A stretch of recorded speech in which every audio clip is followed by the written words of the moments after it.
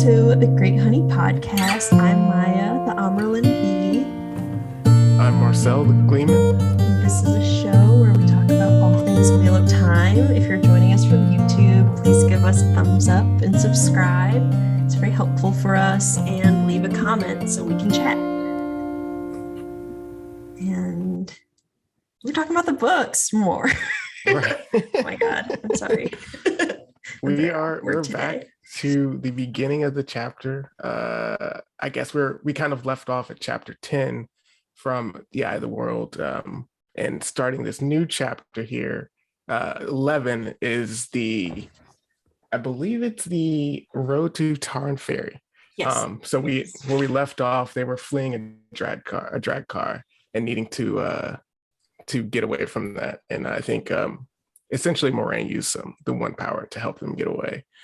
But yeah, this is the summoning fogs. So yeah, I think we've kind of gotten introduced to our characters now, and we're on towards the adventure proper. And so now we're at essentially sort of a spot where they kind of need to flee, and they use the ferry to actually cross the water, which apparently keeps Trollix and Fade and Murdral at bay. And so that's what this chapter largely deals with, right? One thing I wanted to ask too in this fleeing part, the amount of one power is really kind of more broadly speaking, not just the chapter where they make it to Tarn Ferry, but the growing I guess you could say my interest in Moraine kind of starts to grow during this section, because I didn't like how secretive or mysterious she seems to be. But during these chapters that kind of stretch through this section that we're covering, where she just starts unleashing all this power, it's kind of I didn't realize, because I'm still thinking at this point that this is the Gandalf, which Gandalf notoriously doesn't use a whole lot of magic. And Moraine starts just growing insanely tall, and then she's throwing fireballs and gusts of air and doing earth shit, like earthquakes. And what else she at the ferry, she actually submerges the ferry. Yeah. So I think this whole section is kind of just in Rand's head, just watching Moraine do all this crazy stuff inland as well, being able to maneuver and barely get away from these Trollix and Fades for the best part of this the beginning here. I mean, I completely forgot about Moraine becoming a giant until my reread, and I was just oh man, that was very overwhelming for me, because I just had a really hard time picturing it, and I was it kind of scared me. And the fact that Land is just yeah, keep going, just ignore it, and just let him go. And I just have to keep kind of going along with it, right? And then moving the earth, because I pictured it kind of I don't know if you've ever seen the wave field art by Maya Lin. I don't know if you've no. She does these fields of grass that kind of just look I don't know, waves. Okay. And I kind of just pictured that happening in real time at a really bigger scale. And I was so cool, but also very terrifying. Right. That's the part about it that's really intriguing too, because it's even though she's doing all this crazy stuff, in my mind, I'm wow, she's amazing. They're all always, well, from Rand's perspective, but I assume the rest of them probably feel similarly. They're kind of terrified of her, and they're just scared about what she's doing, and in general, almost more than the Trollix, which is kind of interesting. I feel it almost makes her more mysterious, because you're just okay, so now they know she's really powerful, but they're still not telling. They're not telling them. She's not telling them anything about who she is or what she wants. And I don't know. It's just I almost feel I have a harder time trusting her. I mean, I do trust her. Yeah. But that's just me. Me being past this point of not knowing anything. But at the same time, I'm just I would be so frustrated if I was in their situation. Yeah. To have to just follow this person that's just doing this crazy shit, and you're just supposed to, oh sorry, I don't know if we're allowed to swear. So I don't know if it matters, but Okay. we'll edit it out if we have to. If YouTube like flags us, I doubt then they look at it we'll know. exactly for us, but maybe.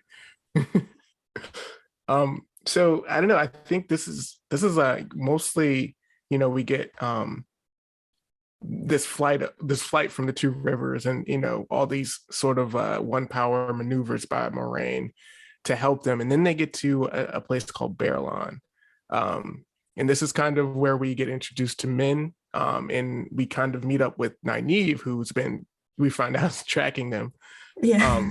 The one thing I really like about this section is when this is also when Matt and Rand, once they're in Barrelon, like they kind of run off and like are trying to enjoy, try to still be kids while they're like fleeing from Trollix and stuff. But Fairlawn, the Big Apple. right, they've never been to a city, and like Tom is all like cracking jokes, like you guys don't even know this is nothing compared to like any of the other cities that we might go to in this world. But yeah, so basically like Matt and Rand are out like kind of like poking at this is like kind of like a bear, but it's the White Cloaks who we find out are in Barrelon. And the interesting part is that when Perrin finds them and tells them that Nynaeve has showed up there and has met up with them, the fear in Rand's mind, like it's just, and like you could tell in Perrin's face too, he's just like, my God, the wisdom's here, we're screwed. It's just like I just love the way that they built her character out to be so like formidable and intimidating, especially in these chapters. Yeah, this is like her grand entrance, Yeah, kind of like where you like are like, oh, she's like in the story. Because I right. feel like the first time, like they all leave and you just assume that like it's like bye forever, Emmons Yeah, Field, and then like Nynaeve is coming too. You're just like, it was kind of cool because we didn't want to know more about that character initially, so I was happy that she showed up too. And apparently is good at tracking, which is something that kind of baffles Lan when he finds out that she was able to track them all the way there, which I don't know a whole lot about tracking, but it just seems kind of like a mystical like art that someone can like look at like blades of grass and like unturned like leaves or something and know where someone's gone. It's kind of yeah. crazy. One thing that still really confuses me about why Nynaeve ends up just staying with them, and maybe you can shed some light on it right now, in like as a low spoiler way, I guess, is I don't really understand why she like comes along, because it seems like her responsibility the is it both the women's circle and the like council all vote that someone needs to go get the kids from the Aes Sedai Right. and bring them home? I think it's I think And it's more that she wanted to do it, but I think they do kind of agree that someone needs to go, and so she yeah, does it. so I'm just like, I guess I don't understand why she like doesn't just go back and like be the wisdom for the rest of the town. Like, what is Right. it about Rand, Perrin, Matt, and Egwene that she just like feels that she needs to just stay with them when she's got like a whole other like huge community? Like, I Right. guess that's one thing that like always kind of confused me, and it kind of like after there's a certain point where it's kind of just like, well, she's just in too deep and too far away Right. to just turn back, and like Right. that makes sense. But at this point, she could just be like, oh, you're not coming back, okay, I'm gonna go Right. home, please write or something. I don't know. I think there's for me, I think there's something about Nynaeve that she's well, first of all, she doesn't like to be outdone, and she in some ways feels like Moraine because they immediately get combative when they meet up. And she didn't like Moraine, right, already. And she didn't like the idea that these kids that she, and they always bring this up, that she, basically raised them, at least in some manner, or at least like, she was the teenager who was watching them, when they were kids and like would take care of them while the parents were doing, work or whatever. And so I feel like she has this sort of motherly sort of instinct to protect them, and particularly these guys, because she kind of sees them as her own kids in a way. And so like when they are gone and like they're being taken away from her, I think she just snaps into like, I need to protect them wherever they're going. And that becomes her two rivers essentially, or her immense field, more so than the actual place, which is kind of interesting. Yeah. Okay. All right. I'll accept that. I don't know. It's just something that I was just like, why? I just like the whole time, even like, well, I guess I don't want to get into it, but like later in the story, I'm just like, why does she just keep going on this path? I mean, I guess she's kind of just woven into the pattern or whatever. Right. And like, There's definitely, she does a lot of soul. You'll get answers to those questions. okay. I guess I should say it's the best way to handle it. Okay, cool. All right, sweet. All right. I think, all right, so did you want to talk about our, our favorite character here on the Great Honey podcast, Min? Yes. So we finally meet Min, and it's very brief. And Right. it doesn't really seem like maybe we'll ever see her again. So it's very strange that I feel like that we love this giving character you a so much. We never see her again.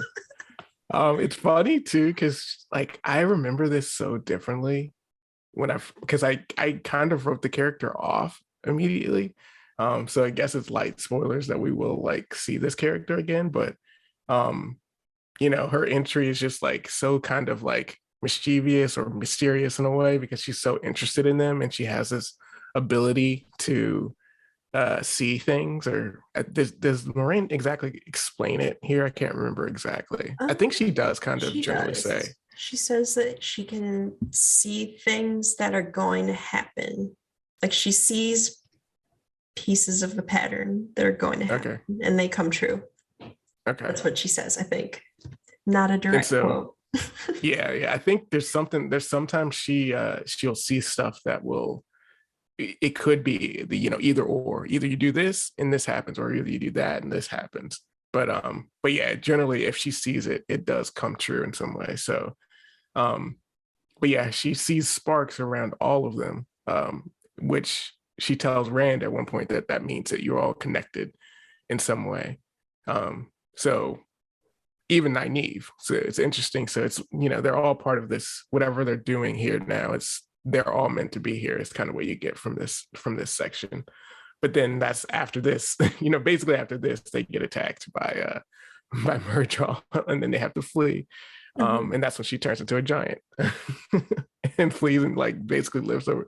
Or oh crap, is this actually what the White Cloaks? And she's scaring the White Cloaks. Oh man, I think she's scaring the White Cloaks away. Yeah, I think she turns into a giant to scare the White Cloaks away because they're trying to like block them from leaving, and then she just like steps over the gate, right? So, like, that was so cool.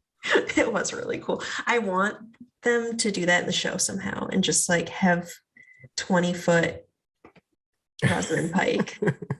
I think everyone would love that. I feel like it would have been interesting. Like, I don't know. I guess it would depend on how they do it, but it could be cheesy. There's several things that could be cheesy if done incorrectly, but I think they could be very cool. So that hopefully they'll like pick some of those things in the story that will be, could be cheesy, but I think they would risk trying to pull it off. Hopefully. There's a few more things that come up like that. I do feel like the show is holding back with like how much you can do with channeling in like a weird way. Yeah. Which I think is a good thing. Yeah. Even though I feel like even the books, even though like you see so much cool things, I feel like it's also holding back. And so I still don't know what the full extent of like what you can do when you leave the one palette. We should mention too that Egwene, or Moraine, tells Egwene that she can channel. This happens on this part of the journey as well. So she's not just along for the ride. She actually has, some ability. And so, we don't really get much more than that. We know that she can. So it's, definitely changed my, expectations from her character. Because, the one power is such a big thing, and we see such grand examples of what it can do. And so the idea that she can, and Moraine says she could be very powerful. So that's also very interesting as well. And so then they leave Bear Lawn and they get attacked by Trollix again. Right. Just the constant deluge of Trollix and Fates constantly. So yeah, they basically decide to go into an abandoned city called Shadar Logoth, which I think Perrin notes that once they enter the city, he can't hear any like animals or birds or anything. It's like just completely barren. Save for like the enormous structure, the city, buildings and the palace. I guess the different sorts of the buildings are just magnificent, even though they're like, mostly ruined. And they basically talk about like, okay, yeah, Berlin was not a city. This was actually a city, but it's eerily quiet and kind of creepy. Yeah, it is very creepy. And like they're just like, don't touch anything. Right. We're gonna be in this one room. Stay This is here. this is where I got like a little annoyed with this story because like right when they're like, don't touch anything, don't do anything weird here at this abandoned city that's like abandoned for a reason and creepy. They go They like ran Matt and Perrin they go just and run like off like a bunch of mess around with stuff. 5-year-olds. It's just like, my God, man. Like, and then of course, the first thing they do is run into, I guess, a ghost or some character named Mordith, who we find out is like corrupted by the city and like basically like tries to get them to take gold out of the city.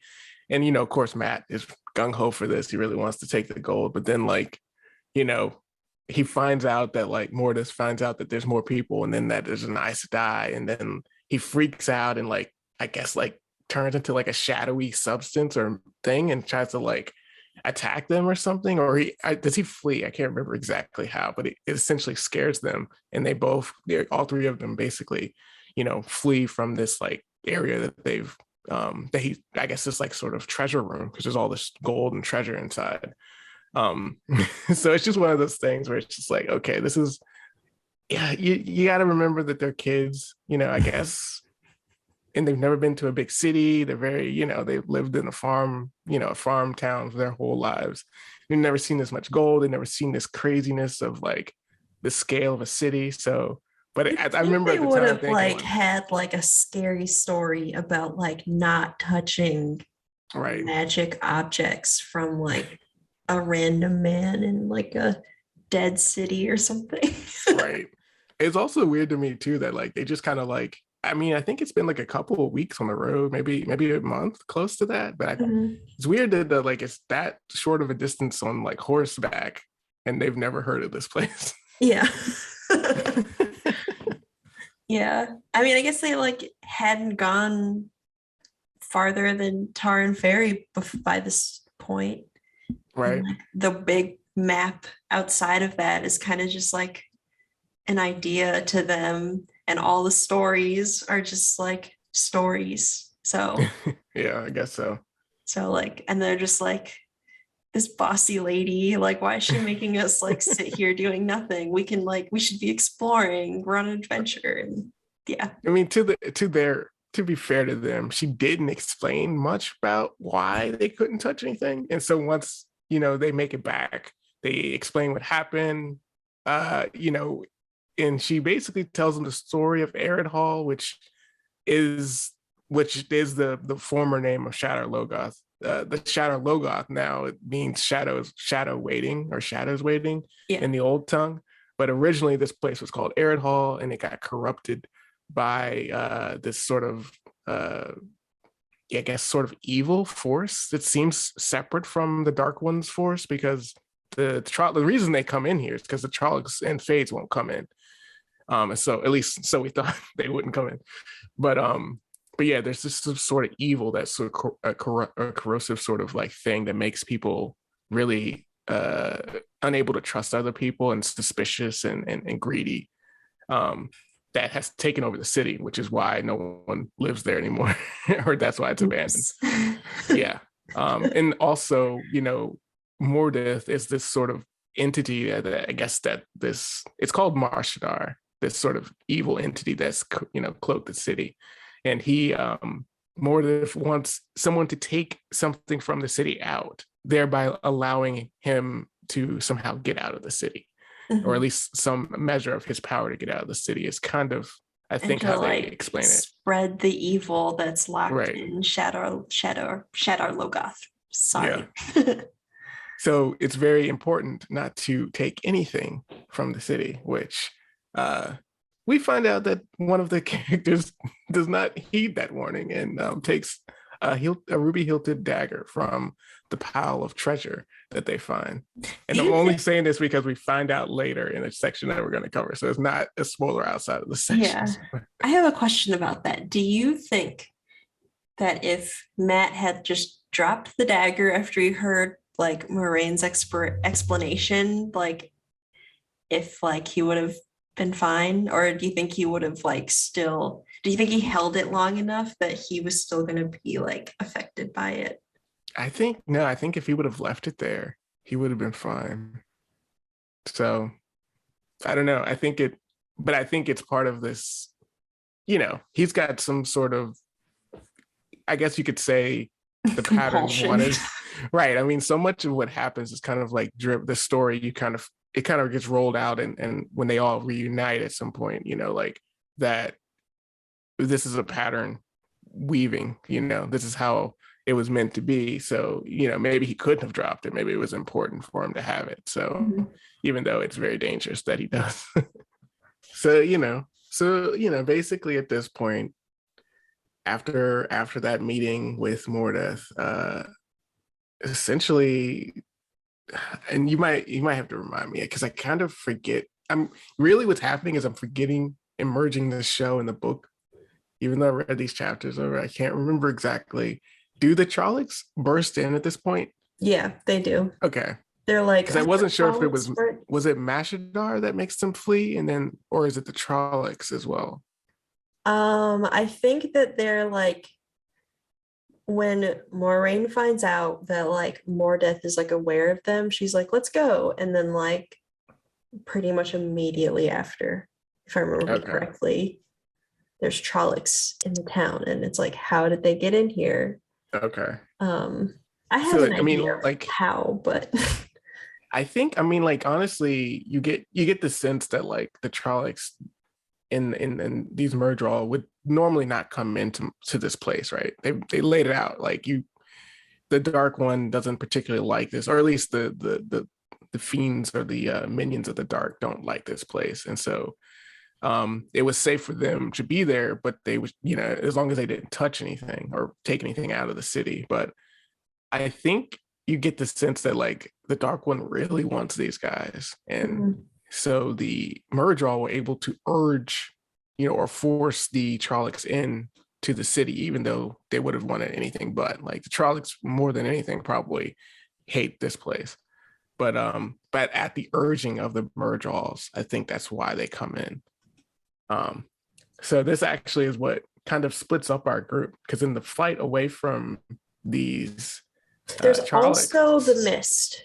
So it's mist, like both. It's a combination. Yeah. So it's like they're split up by the mist, because Moraine's like, don't touch the mist, and then it like kind of like cleaves them into like half, and then like there's the mist, and they're being chased by Trollix, and then they like kind of run around Scooby-Doo style until they're like into their like respective groupings. Yeah. And then they like get out of the city. Right. So we get Matt, Rand, and Tom, and then we get Perrin and Egwene.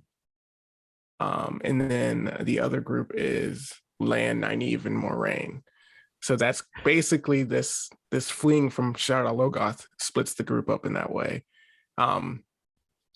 I think at this part of it, there was this interesting part where when they're all together. So I think Moraine and Lan gets separated first, right? And she tells them to basically get out of the city, essentially. And then like when they leave, when Lan and Moraine leave, it's just Rand and the rest of the Emmons Fielders and Tom, and like they're all like kind of looking around at each other to see like who's going to take charge. And basically like Rand's just like, okay, I guess it's me. I always thought that was funny, because it's just like, I would have thought Nynaeve would have taken charge, but like no one does anything. They just kind of wait around for someone to figure out what to do, which is just like, It's always been a funny scene to me. So Matt, Rand, and Tom, they end up like running downriver, right? Like just kind of like to the Right. water. And they're still being chased by Trollix. So the Trollix get out with them Hmm. and they see a boat that just like happens to be docked there. And they're just like, they just basically just get on the boat and they're like, there's Trollix, run away. And the people are Right. like, are you lying? And then they see the Trollix and then Basically they're they just just kind of like, jump on the rigging. It's yeah. it's kind of funny. There's this one part too where the captain is it's Bail Domon. I'm Mhm. pretty sure it's his name. Yeah, it is. But Yeah. yeah, so he's a great character, but I like the fact too that like he doesn't question why the Trollocs are coming.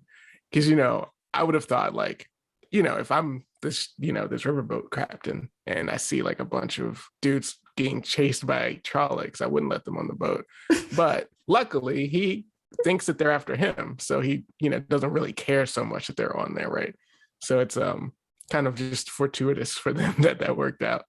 But then this is when we get to Tom basically saying like, I'll I'm a gleeman and I can pay our way by playing um playing music and singing songs. And that's kind of where we get the beginning of this sort of like they're traveling where on the boat Tom is teaching them. See, basically the lie is that he's teaching these two, Rand and Matt, to be gleemen, And they and so have they a start to very learn. like bizarre, convoluted story to explain why they were being chased by Trollocs. That doesn't make any sense, but Right.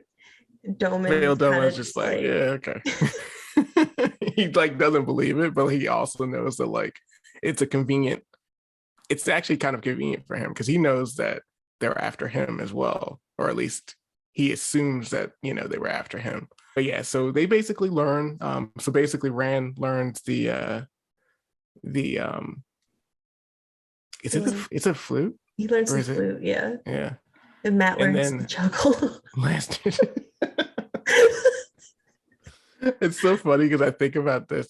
I was gonna bring this up because I texted you about, but I googled like I basically googled the show to see if I could find anything on like YouTube and or not the show. I googled the series name on YouTube to see if I could find anything, and I found this fan film where it basically follows. It's called Flight of the Shadow, which we'll link it in this description.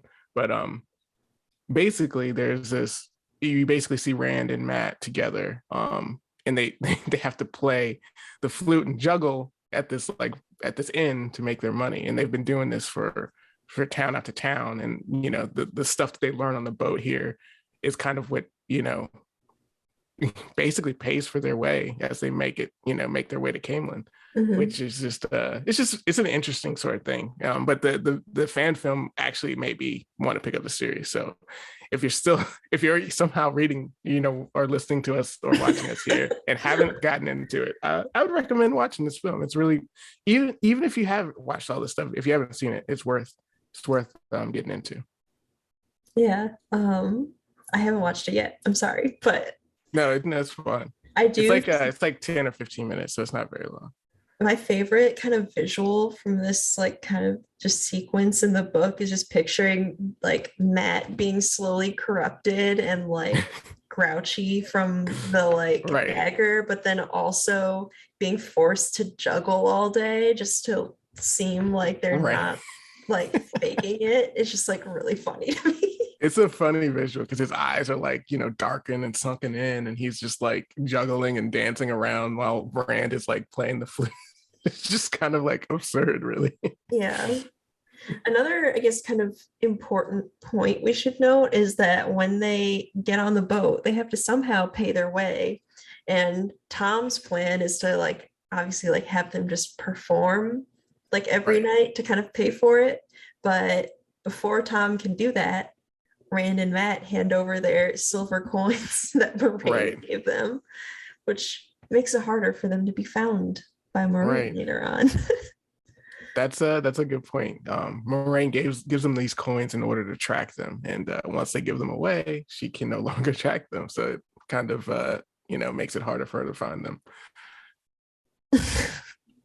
Which again, these guys, Rand and Matt particularly, have proven themselves to be quite the adventurers so far.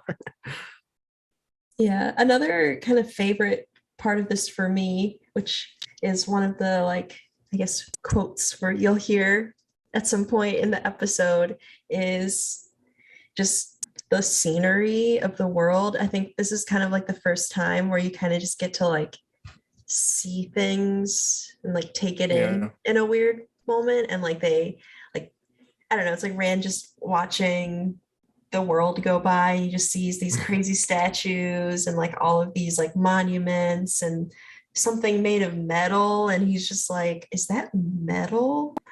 And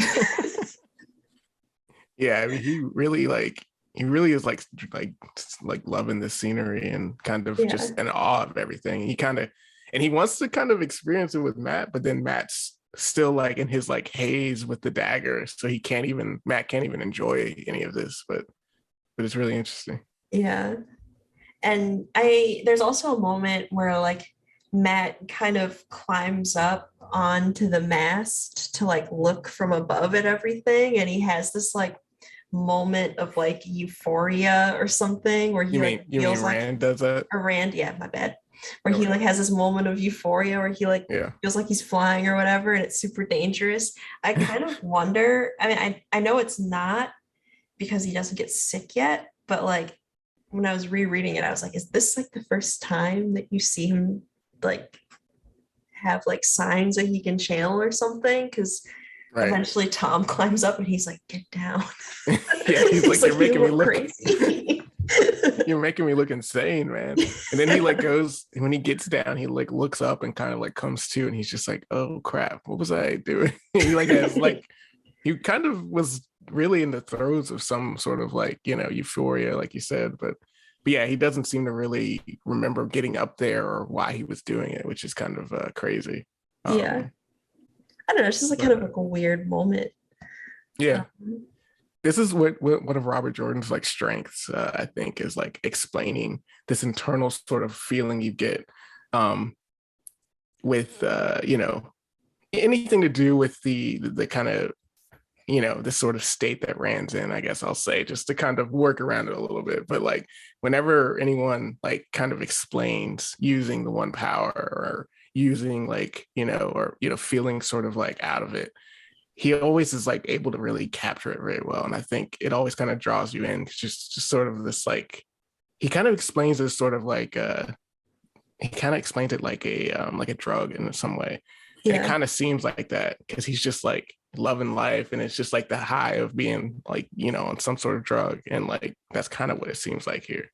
Yeah. It honestly kind of reminds me kind of a similar sort of like scene where he does it really well is back at the prologue, where like Yeah. you get through halfway through it before you realize that like he's like talking to a bunch of dead people. Yeah, I mean, it helps that you really don't know what's going on, but yeah, it's like he's completely out of it. And but he can't tell at all. But yeah, it's a similar thing here because he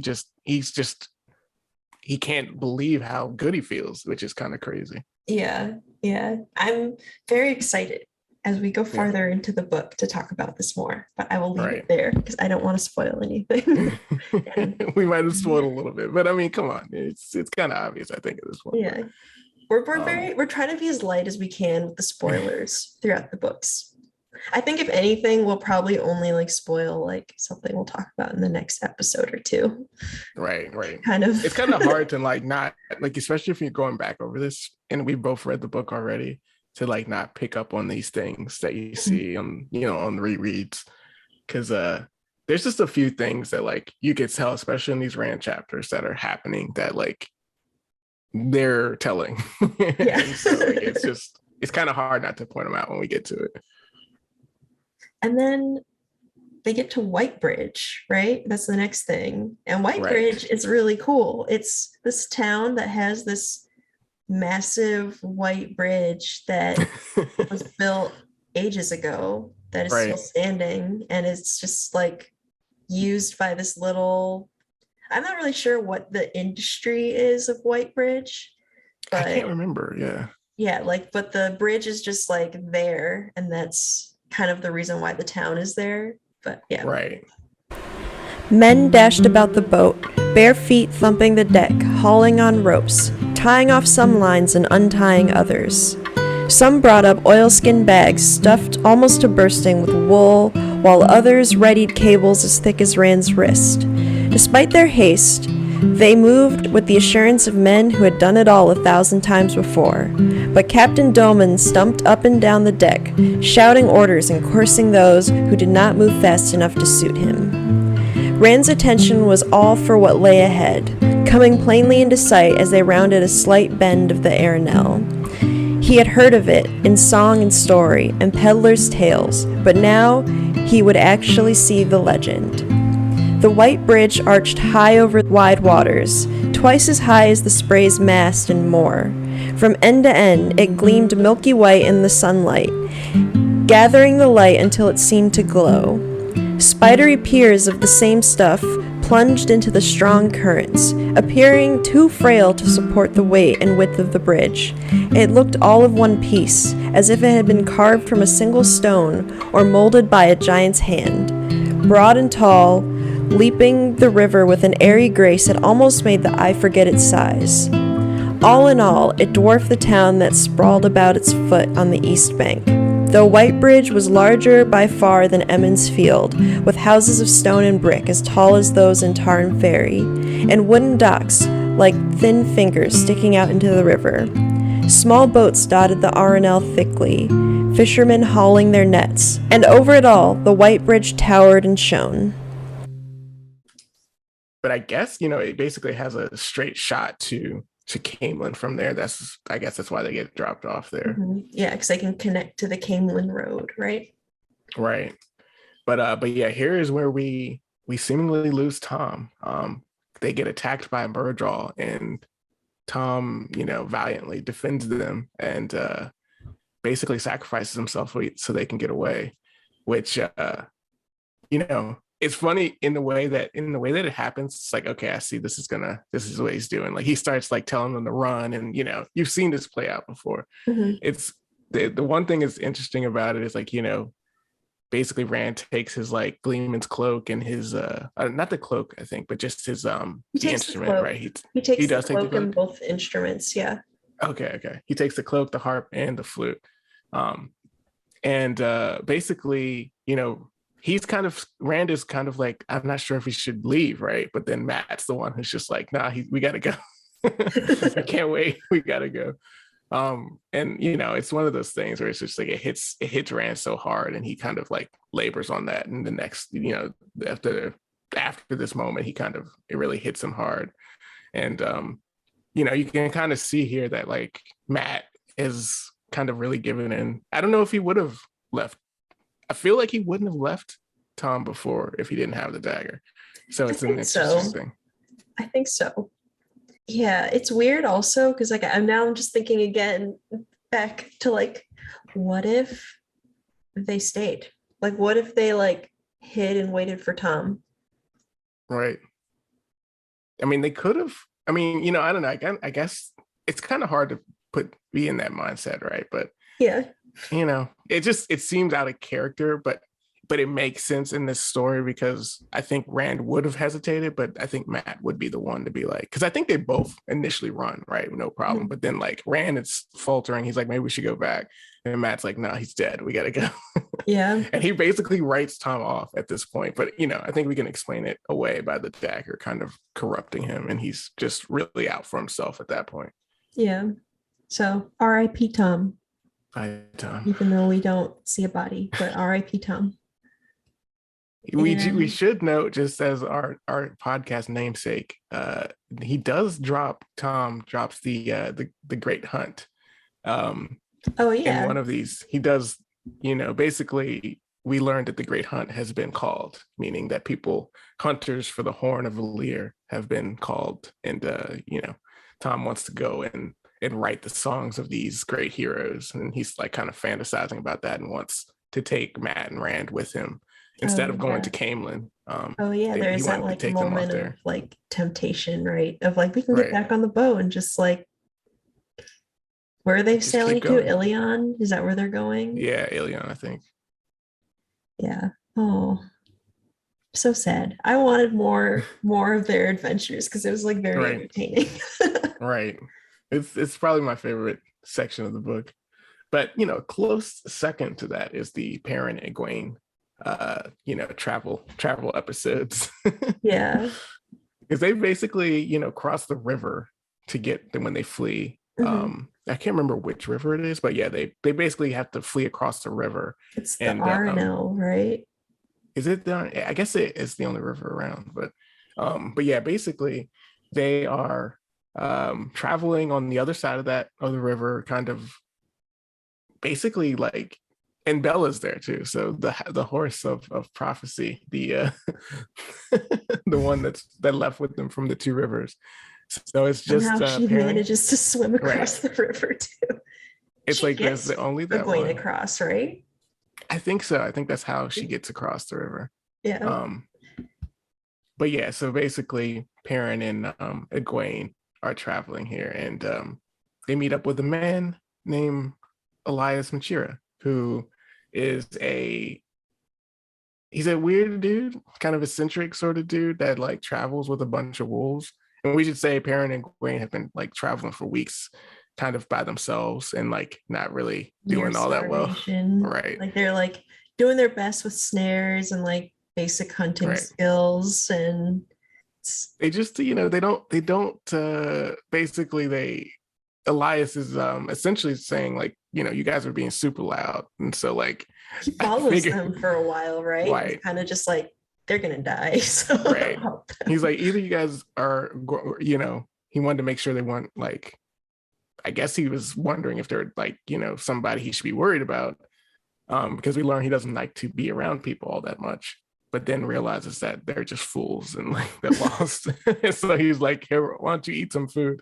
But as they, they kind of warm up to him a little bit, he brings in a bunch of wolves that hang out with him.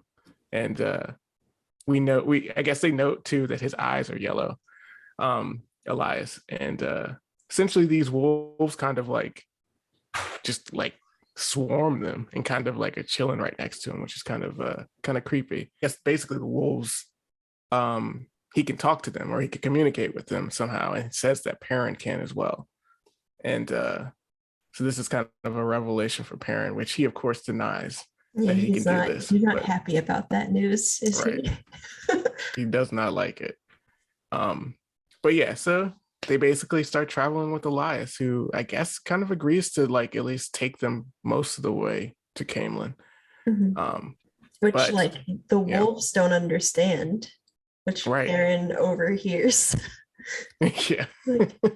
He starts to, even in that first scene where he meets the wolves, he starts to hear or can kind of tell, because the wolves don't really communicate in like, simple like thoughts. It's more like it's like images and scents and stuff like that. Yeah. So he starts to pick it up a little bit. But Elias has some sort of connection with a group called the Tuathawan, a group of people who are essentially pacifist, and they follow the way of the leaf, meaning they just don't ever try to kill or hurt anybody. And so we kind of spend some of their travels with this group, because they travel in these big caravans of like people with wagons and big dogs, and they basically invite, and apparently Elias has some connection with them, but he basically invites them on. The Tinkers, as they're called, is their nickname, invite them all to kind of stay and travel with them for a while. And so that's kind of this weird like arc where we get to spend some time with these people, meet this character named Aram, who's a tinker, but has a thing for Egwene. This is the thing that, we talked about when we did the show, but this is apparently where Perrin shows that he had some sort of romantic interest in Egwene, in this sort of jealousy, because Aram is interested in Egwene and tries to like, he dances with her a lot, and then like ultimately wants her to stay with them before they leave. Keeps like bringing him over to his mom's house, right? And like his grandma doesn't is like no. And like Egwene, like one of her traits is like she kind of just like melds in with a lot of groups and Yeah. different cultures very well. So And she she starts likes to kind him. of like, yeah, she kind of starts to seem like she wants to be a tinker a little bit, or Yeah. at least she seems to really enjoy their company. So, Hmm. but Perrin gets a little annoyed by this.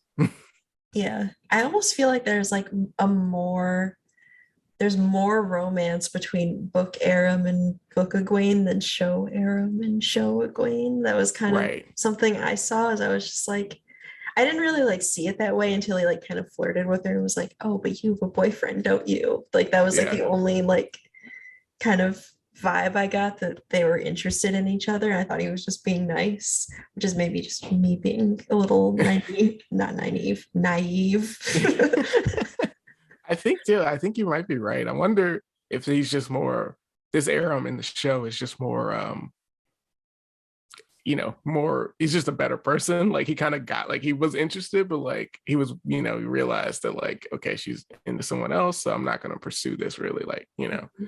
But yeah, they definitely in the show in the book, he's just very outright about like he's into her, he wants her to stay, and like is angry when they ultimately decide they have to leave. Which Yeah, so this is it's a part that they oh, cut from the show too. But when they leave, this I guess I should let you finish. But there's the next part after they leave is one of the more interesting parts too.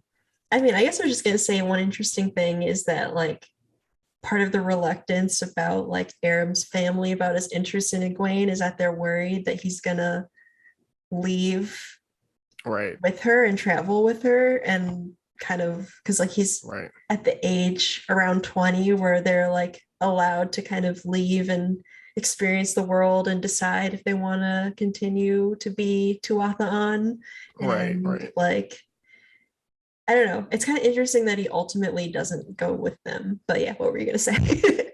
Yeah, I mean, it's interesting because you get this before we move on to the next part, because there is a lot that goes here, but like Perrin is intrigued by the way of the leaf and Mhm. like the lifestyle they live, because he's slow to action or slow to actually, I guess not really slow. He thinks about this a lot. This is actually the first sort of chapters we get with him as a POV Mhm. parent. But he does like to think things through, and he kind of starts to think about the way of the leaf and not attacking or hurting people as a maybe a good way. But then he also then is a realist where he's just like you have to attack people sometimes. Sometimes people will attack you and you have to attack them back to protect and save the people you love. So it's just like that sort of duality gets set up for Perrin where he can agree and can be kind of led to the pacifist side, but also he understands that you have to do violence sometimes. And I think he just has both of those in his head at all times. Violence harms the one who does it as much as the one who receives it. Perrin looked doubtful. You could cut down a tree with your axe, Rain said. The axe does violence to the tree and escapes unharmed. Is that how you see it? Wood is soft compared to steel, but the sharp steel is dulled as it chops, and the sap of the tree will rust and pit it. The mighty axe does violence to the helpless tree and is harmed by it. So it is with men, though the harm is in the spirit.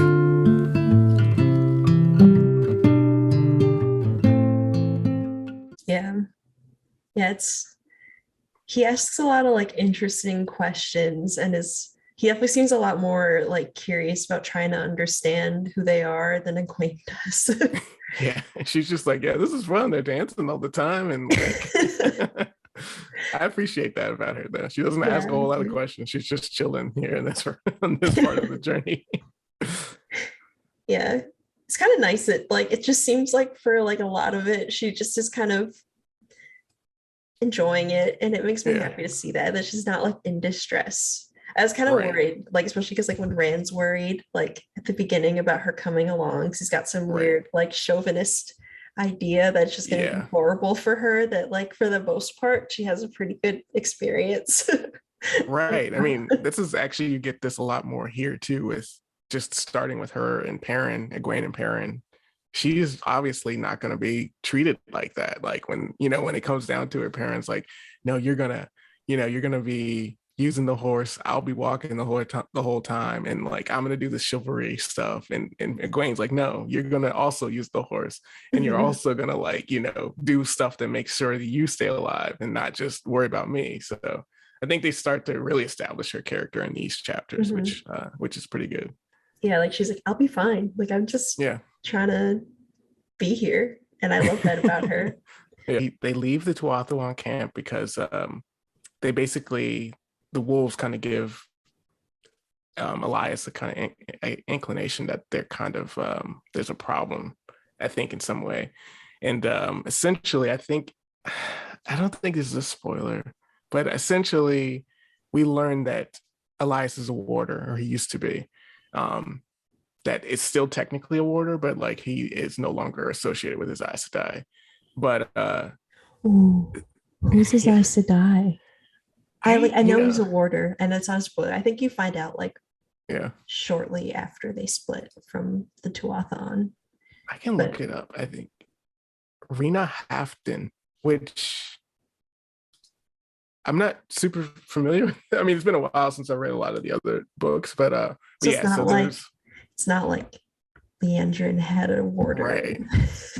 Right. It's not a huge character that's in the show or anything yet, but yeah, he was a warder, and warders get these sort of abilities that we see Lan using. They can sense Murdral, they can sense the shadow in some way, and Elias starts to indicate that he senses something. Right? He doesn't say it outright because he doesn't like to talk about he's a warder, but he can tell the shadow is coming, and so he takes Egwene and Perrin and flee. It's not really spelled out exactly like that, but this sort of flight.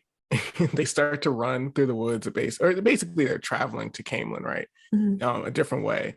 But these ravens start attacking, which is this like insane sort of like sequence where Elias is trying to keep them away from the ravens, but the ravens are just like devouring things as they flee from them. And ravens, they kind of establish that ravens are the Dark One's eyes, or the Dark One can use those sorts of rats and ravens and those sorts of animals. They can use them to be its eyes and ears. And these ravens are just like attacking things. And like, there's this weird sort of dynamic where while they're fleeing and barely making it from like, section of like clearing to section of clearing, they basically just, Aaron's kind of thinking like, this is over. Like, we're not going to be able to make it. And I'm going to spare Egwene. He's doing the chivalry thing, right? So he's like kind of using it. He's like thinking about using his axe to kill her so that she doesn't have to get like devoured by ravens. I forgot about that. And this whole time she's not, he's not saying this to her, but he's just thinking it like, and I think Elias kind of knows that he's thinking it. And it's just a really like tense moment. I wish they would have kept this scene in the show, but it would have been a good like callback to what happened with his wife too. Yeah. Of just being it would have like, I feel like they like did that crazy, like added this like whole like crazy thing that happens to him at the beginning of the season and then just didn't do anything with it. Right. Or maybe they're like going to, but I feel like there were like so many moments where they could have like added a little bit more like payoff to make that feel like a little bit less. Yeah. I don't know. I kind of agree completely. I don't know. It feels like it was something that they did and didn't really, they maybe had a plan and maybe they'll still carry it out, like you said. But yeah, in season 1, it just seemed like kind of like a damper on his character. And that's kind of all we got. I mean, it makes sense because it like establishes like a reason why he would be like interested in nonviolence. Right. And like why he would want to like, I don't know, ask all these questions of the Tinkers and like feel really reluctant and then like ultimately like have a opportunity to use his axe again and he like decides not to. Like it kind of like it does add to that, but then at the same time I just think of all these other like moments where it could have like, I don't know. Yeah, I think shocking. It could have been good.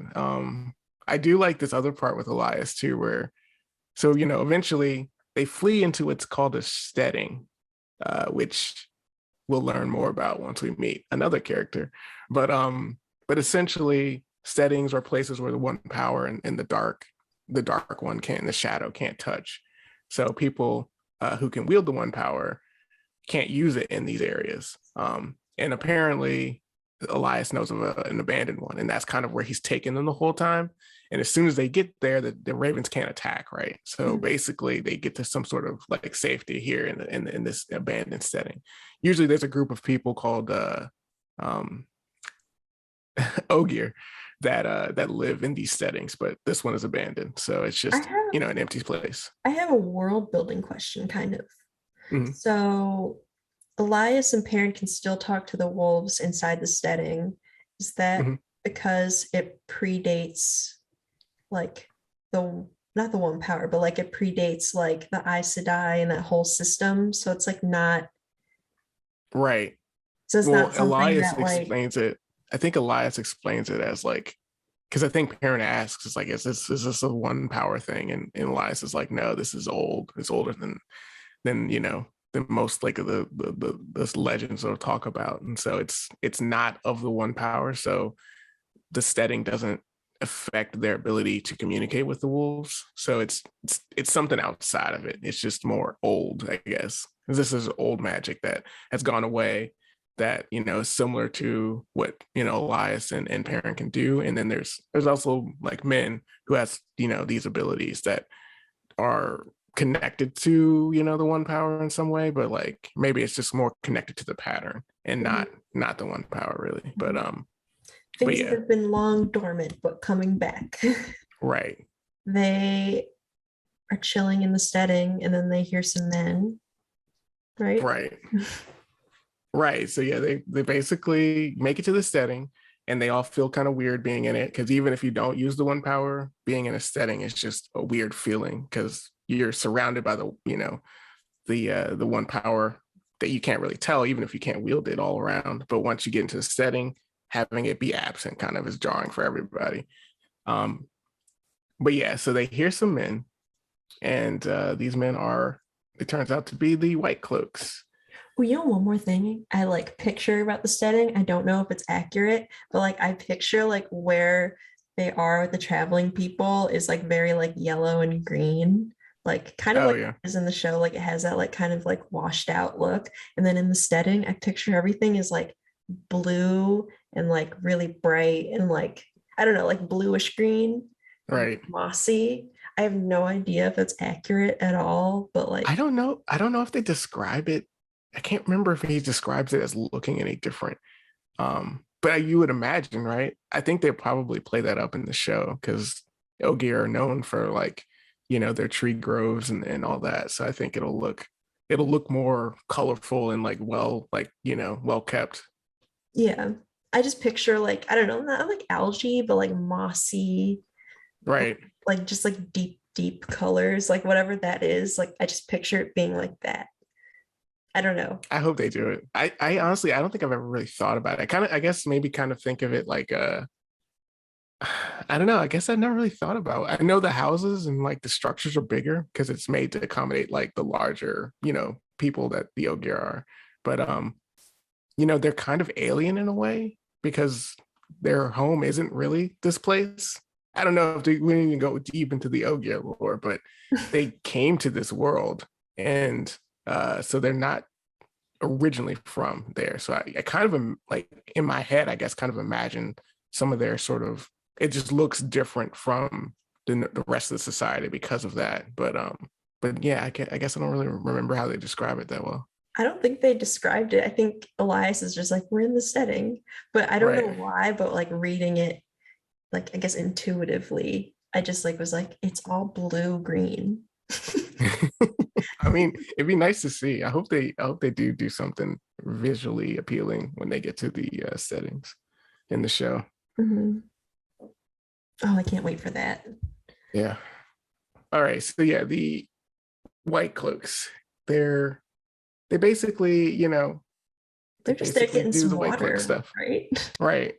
And they essentially like they kind of capture them, right? And then I guess in this sort of like, once they capture Perrin and Egwene, I think Elias kind of God, what does he do? I feel like he kind of flees, or he like tries to lead him off or something like that. They get into a fight, right? Like the wolves attack them and like they kind of scatter, and then Perrin trying to Right. figure out how to protect Egwene, they hide in like this giant statue hand, another very cool sounding statue. Right. Yeah. Um, that's another thing that there wasn't enough of in the show. It's just like old statues lying around. Like, Right. I need more scenery. yeah. I want to see more structures built. Yeah. You get the one sort of like, I think they just spent so much on the White Tower, and like Mhm. you just don't get a whole lot. But yeah, I hope we get more of that kind of stuff. But yeah, I think that structure, that statue is kind of like, what is it? Just the hand sticking out, right? Mhm. I think they That's see the head somewhere else and then like find the hand right. and like get in the palm, and then like they like find them in the hand somehow. Right. Right. That's it. Because I think there's this there's this thing that kind of gets left out a little bit in some of these chapters, or at least I don't know. Basically, when you see something like this, it's just like, oh yeah, the breaking. There's this whole civilization here that was like really advanced. Like the fact that they know that's kind of crazy. Like imagine like knowing like a few thousand years ago there was like this advanced society that could do all these magical crazy things, Mhm. and the world got destroyed, and all of that stuff was buried under like all this sort of weather phenomenon, and like natural disaster and stuff caused by the madness and stuff. But It like yeah, and they makes just you kind want of to quit everything, start over, and become an archaeologist. yeah, it's kind of crazy. It's like I would There's say so I'm much green stuff. Aja, but maybe I'm brown Aja when I think of things. Right. I feel like I'd be blue Aja, but I always think of like the blue Aja as like, what are they? And then we talk about this, how they're like essentially like in the show they're just spies, but Mhm. like their claim that in the book is that they just are passion driven. They're Mhm. driven by some passionate thing. And I'm like, isn't that all of the Ajas though? They're all driven by some various degree of passion. Um, but it's kind of more just ambiguous when it comes to Blue Aja, and it's like they might just pick one cause or something, They're and like generalists. right. But I like them. I like Moraine so much that I always pick the Blue Aja. Mhm. I just like the greens because I think they just seem like a lot more fun than the They other do. ones.